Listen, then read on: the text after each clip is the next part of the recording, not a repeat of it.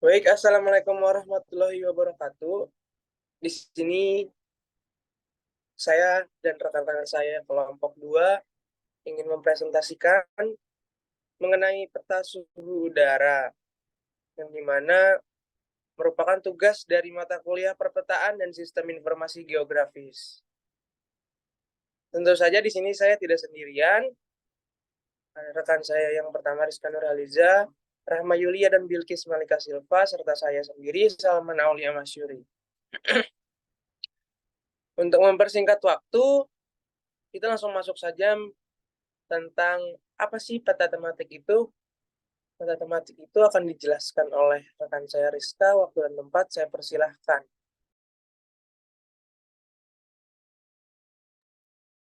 Peta tematik. Peta tematik adalah peta yang membahas tema tertentu seperti kependudukan atau iklim. Peta tematik menggambarkan informasi kualitatif maupun kuantitatif dari suatu objek. Penampakan atau fenomena spesifik seperti misalnya kepadatan penduduk, penggunaan lahan atau curah hujan. Peta ini berbeda dengan peta navigasi atau peta topografi, baik secara isi maupun fungsinya. Peta tematik termasuk ke dalam jenis peta tujuan khusus atau special purpose map.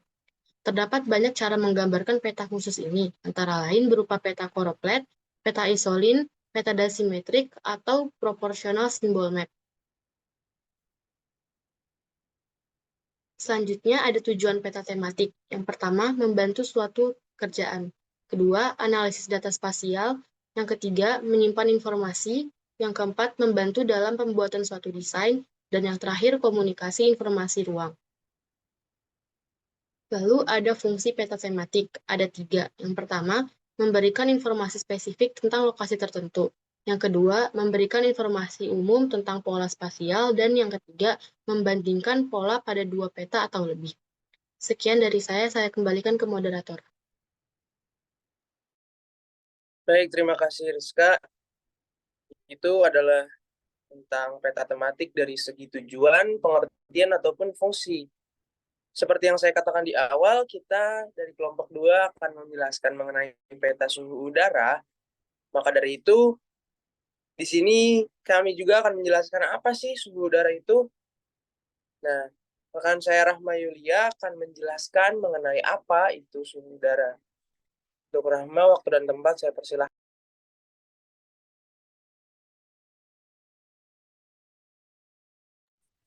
Terima kasih moderator. Di sini saya akan menjelaskan apa itu suhu udara. Suhu udara adalah ukuran seberapa panas atau dinginnya udara. Ini adalah parameter cuaca yang paling sering diukur. Suhu udara menggambarkan energi kinetik atau energi gerak dan gas-gas uh, yang membentuk udara. Ketika molekul gas bergerak lebih cepat, suhu udara meningkat. Suhu udara juga bisa mempengaruhi hampir semua parameter cuaca lainnya. Misal, suhu udara mempengaruhi laju penguapan, kelembapan relatif, kecepatan, dan arah angin. Dan pola dan sejenis presipitasi seperti apakah akan hujan salju atau hujan es.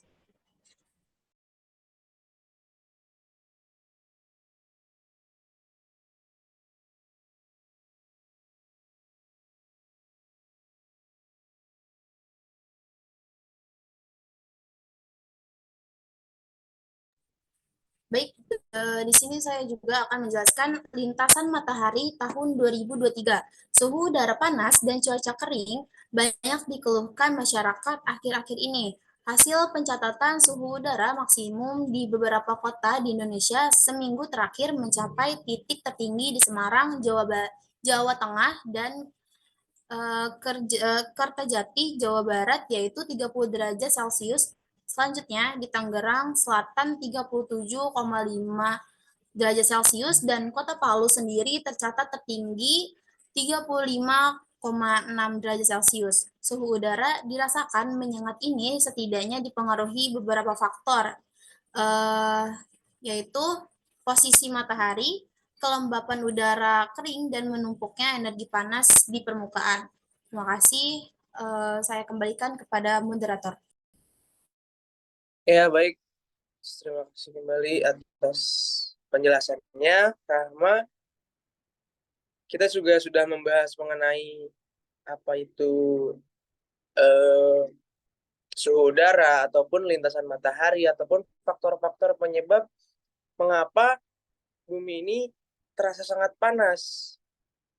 Selanjutnya, kita juga akan memaparkan mengenai anomali suhu udara yang akan dijelaskan oleh rekan saya. Untuk Bilkis, waktu dan tempat, saya persilahkan.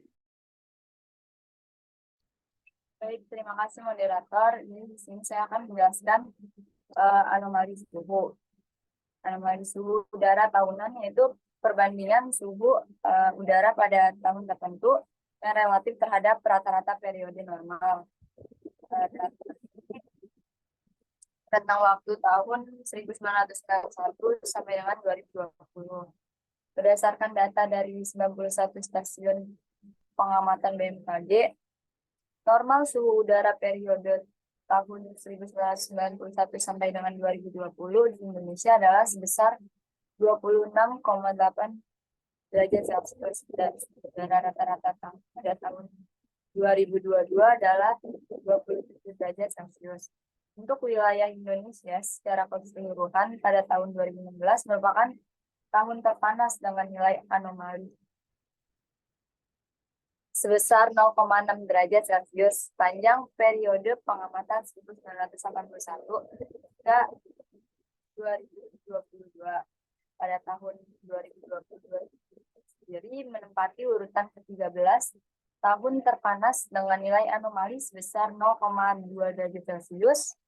Sementara pada tahun 2020 dan 2019 berada di peringkat kedua dan ketiga dengan nilai anomali sebesar 0,5 derajat Celcius dan 0,4 derajat Celcius. Sebagai perbandingan, informasi suhu rata-rata global yang dirilis World Meteorological Organization dilaporkan terakhirnya pada awal Desember tahun 2020. Juga menempatkan pada tahun 2016 sebagai tahun terpanas itu peringkat pertama.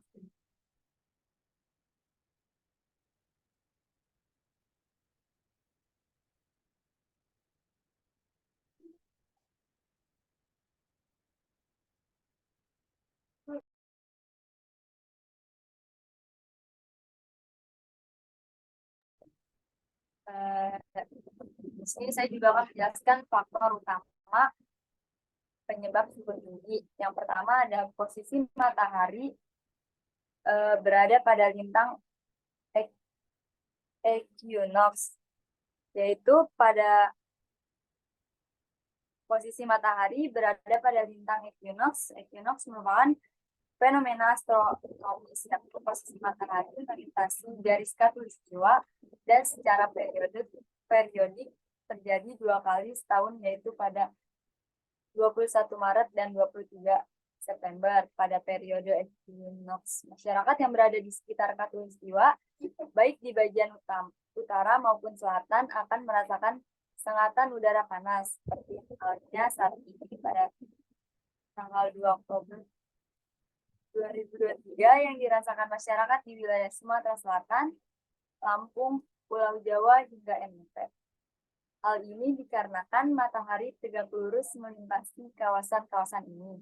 Faktor kedua yaitu ada kelembapan udara rendah. Faktor ini menyebabkan suhu udara panas ini. Kelembapan udara rendah. Kelembapan udara adalah ukuran kadar uap air yang berada dalam bentuk gas di udara. Kelembapan udara ini akan berubah menjadi awan dan hujan apabila terangkat ke suatu ketinggian. Kemarau 2023 diperparah dengan fenomena El Nino, di mana sebagian wilayah Indonesia, terutama wilayah yang terletak di selatan khatulistiwa, dilanda kemarau panjang dan kering. Kelembapan udara ini membuat pembentukan awan berpeluang kecil sehingga jumlah radiasi yang besar sangat leluasa masuk ke permukaan. Faktor yang ketiga, menumpuknya energi di permukaan. Panas dari matahari yang sampai di permukaan disimpan dalam berbagai jenis benda seperti tanah, aspal, bangunan, badan air, dan lain-lain. Makin hitam warna benda, makin banyak panas yang tersimpan. Panas yang tersimpan akan dikembalikan ke permukaan ketika malam hari. Tak heran walaupun malam di musim kemarau akan terasa hangat. Baik, terima kasih. Saya kembalikan kepada moderator. Baik, itu adalah penjelasan mengenai anomali suhu ataupun faktor-faktor yang sudah dijelaskan oleh rekan saya. Selanjutnya kita bisa naik ke slide berikutnya. Di sini ada data yang kita tampilkan mengenai anomali dan suhu udara rata-rata Indonesia pada bulan September. Dan pengambilan data ini diambil dari 116 stasiun pengamatan. Seperti yang bisa kawan-kawan lihat, di sini dicantumkan dengan grafik yang dimana di kiri itu merupakan nilai anomali suhu dan yang bawah adalah tahunan. Yang berwarna biru merupakan anomali suhu udara rata-rata dan yang berwarna orange itu suhu udara rata-rata tiap tahunnya. Bisa kita lihat sendiri bahwa data yang ditampilkan dalam anomali suhu udara rata-rata Indonesia bulan September ini terlihat cukup naik grafiknya. Karena mungkin beberapa faktor yang sudah dijelaskan tadi itu memicu sekali atau berkontribusi besar untuk naiknya anomali suhu pada bulan September. Mungkin bisa next.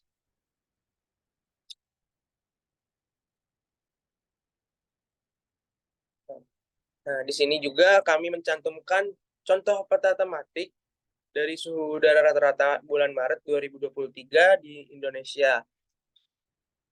Seperti yang sudah dijelaskan di awal, peta tematik merupakan peta yang khusus atau yang tertuju yang memiliki fungsi untuk memberikan informasi ataupun memberikan pengetahuan secara khusus. Di sini peta tematik yang kita tampilkan itu menjelaskan atau memberikan informasi mengenai suhu udara rata-rata yang ada di negara Indonesia. Contohnya seperti di Jakarta terdapat 27,6 ataupun di Aceh rata-ratanya 26 derajat. Jadi dalam peta ini menjelaskan atau memberikan informasi ke kita secara khusus mengenai suhu udara rata-rata. Karena itu merupakan fungsi dari peta tematik itu sendiri. Oke. Itu merupakan penjelasan mengenai peta tematik yang bertema tentang suhu udara. Mungkin cukup sekian penjelasan atau pemaparan dari kelompok kami. Apabila ada salah kata mohon dimaafkan. Wabillahi taufiq walhidayah. Wassalamualaikum warahmatullahi wabarakatuh.